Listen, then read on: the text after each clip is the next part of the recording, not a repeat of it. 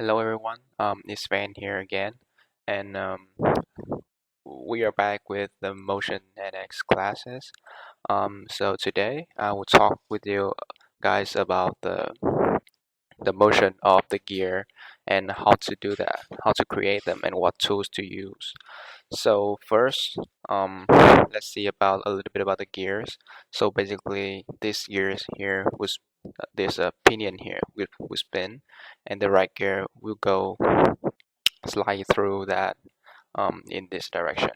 So basically that's how it works. And to get to this file, I have to create a rec file only, and also a file for the gear, and then combine them by using assemblies, which is right here. So if you guys want to draw this thing, you can just use the small gear here, and yeah, with some YouTube video you can draw this one. So let's head to the simulation part. So like the other class I had talked before, just go to application, go to motion. Okay. Create a new file for it, which is any name that you want, and then start doing it.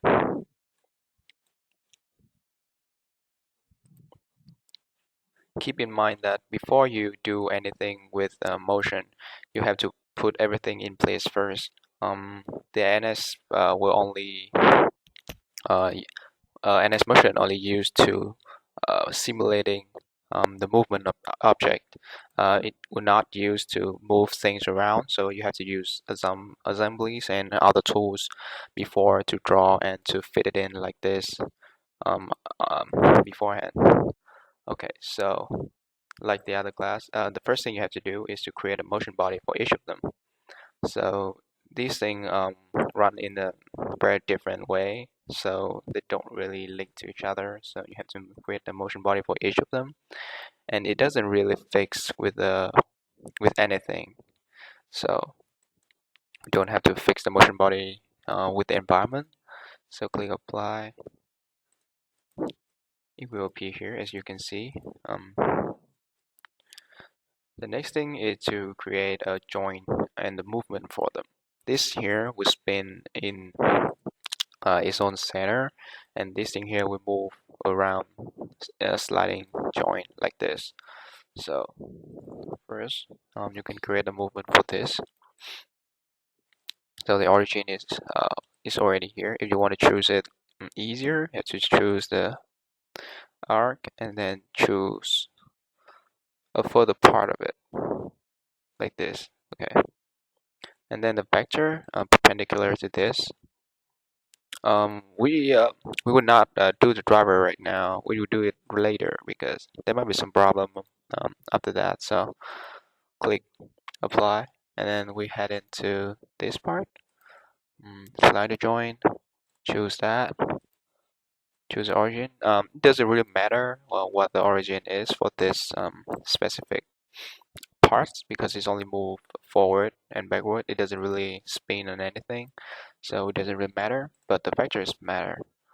So we just choose randomly. There will be a problem for this, but I will talk about that later. It doesn't really fix to anything, so you just leave that so it will move according with the environment. Click OK.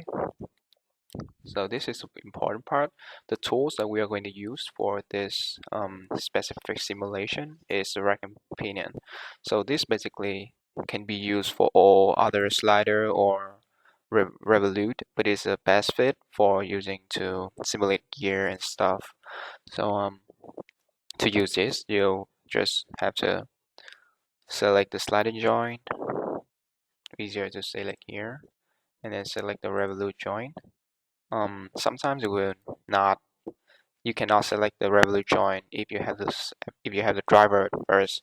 So that's why I said like you shouldn't do the driver first. You should do it later. So the contact point doesn't really need that because you have this number. So the radio in this specific tools will be used as the radius of the gear itself. So this gear actually has a module of 2.5 millimeters, and also I think it's about 20 teeth. So the radius of this one should be about 25 because it's like 2.5 times 20 over 2. That is about 25. And let's click OK.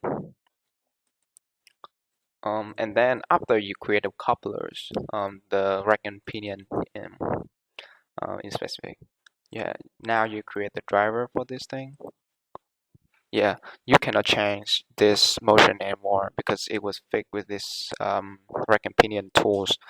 These tools only work with the sliding joint and a revolute joint. You cannot change it. So now you just create a random velocity for it, 120. Okay, so you can try and run it. There'll be a problem for it, but this doesn't. I can show you guys what to expect when you're doing this. So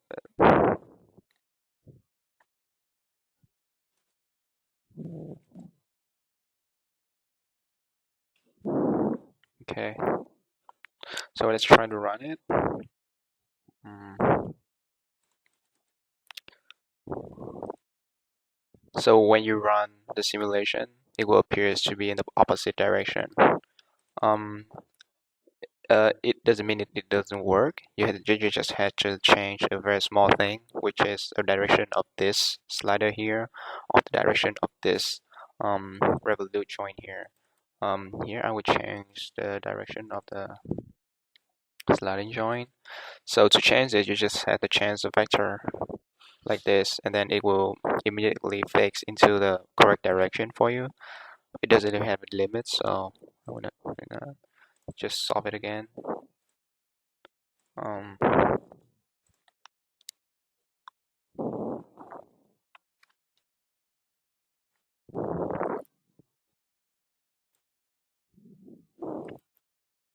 and let's try it. It should be good right now. So as you can see, the rack and the pinion works very well right now. It looks very smooth. So the thing that is hard here that you have to notice, the revolute joint would not be a driver first. You will have driver after you create a couplers for it. And then the couplers, you have to, this is a very important number here. You have to count the teeth number, the module for it, and then you can calculate the radius of it well by using the formula. The radius is equal to the teeth multiplied with the module over 2. That's the radius. So if you already know it, that doesn't matter. If you don't, now you know that. And so that's it, basically this tool for now. Now we head to another tool. So this is another part that I create. But again, you can create this very easily by using cylinder gear modeling. It will automatically create a gear for you. So this gear is actually like the same one before. It has 2.5 modules and 20 teeth. I think this one has 60 teeth and 2.5 modules as well. The two gears only work together if they have the same number of modules. So that is the thing to notice. And now head on to the application. Click motion like before, and then new file, anything that you want, the name, the folder, okay. So the gear that we are going to use this time is the gear coupler. Oh, sorry, you have to create the motion body first for every time you do it. So this one, this thing move in a very, not correlate to anything, not really fixed to anything. So you just have to choose the motion body, not really fixed with any joint. So apply, and this one, okay. That's what we got, and then joined. They are both revolute joint. It doesn't really move anything, so just the origin by using this tool. It will be easier to choose like that. The vector, and okay, so this time also no base or something because they're not moving correlate with each other. They're moving in a separate way. So click OK, and then another one. Uh,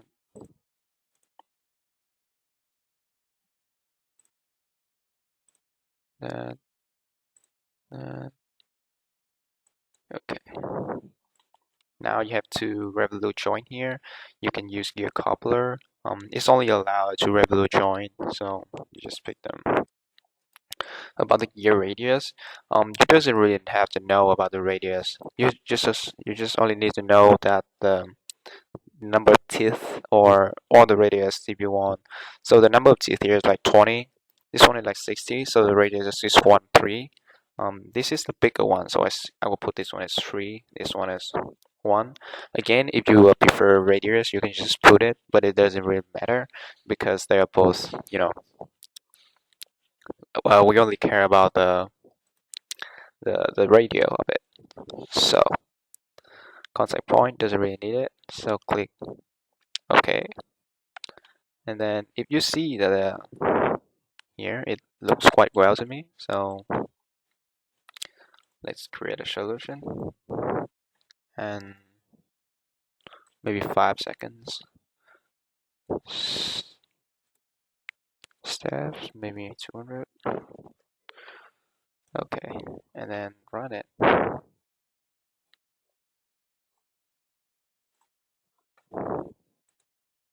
So it works very well. This thing will fit better than the one that I create here because this is NX creation, so it will correlate each other very well. Well, a thing to notice is that when you are choosing the Revolute join here, you have to make the vector in the same direction because that way it will move in the correct ones that we want. If we move into the opposite way, I think the thing is I think it would not work as we expected. So that's it for the tools today. That I think is important. Because these two tools I think is we would use that a lot because there are multiple ways that you can use tool Revolute join and a Revolute join and a slider join. Those are the most common joins. So have a good day, I think.